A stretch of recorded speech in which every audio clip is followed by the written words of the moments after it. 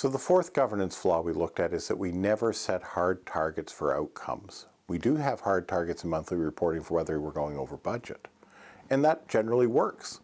But we don't often hold people accountable for results. And let me give you an example of why this matters. So some time ago, we encountered a family where they had two children with intense special needs. And as a result, the school didn't have enough funding to get them an assessment in time or to manage their behaviors. They capped the number of educational assistants and they didn't have a plan for them.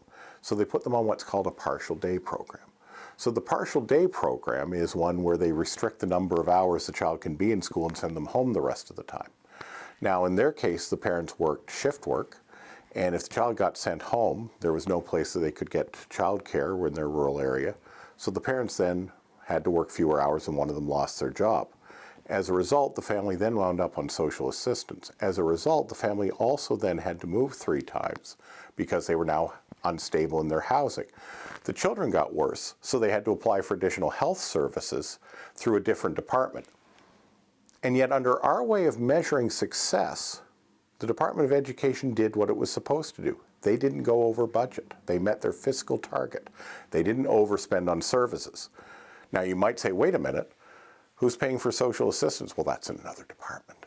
You might say, well, wait a minute, if the children's health gets worse, doesn't that become an issue that's for the Department of Health to worry about?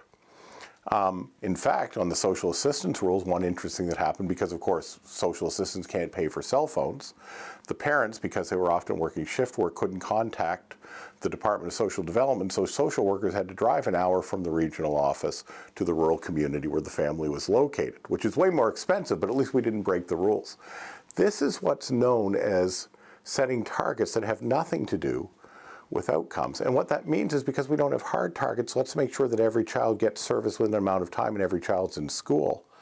If you had a target for the social outcome, then people would have to collaborate. They would have to work with other departments. You might call the Department of Health and the Department of Social Development and say, I need your help in order to keep these kids in school.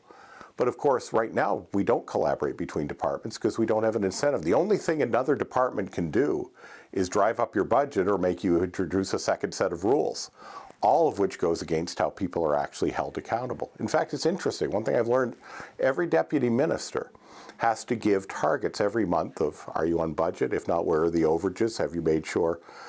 And yet we never ask, are more children reading? Are families moving from social assistance to work? Are the number of seniors waiting in hospitals for long-term care beds going down? We don't ask those questions. In fact, I could not find one example of government of a social target which has monthly reporting and actually holds departments accountable. So, do we have a surplus? Sure we do. Do we have effective outcomes that are saving money long-term, or are we lurching from crisis to crisis? Well, if no social problem is worth monthly results and monthly reporting, then of course your social problems are going to get worse and your budget problems are going to run surpluses. If it feels a little bit out of whack, it does, and that's the fourth governance flaw in New Brunswick.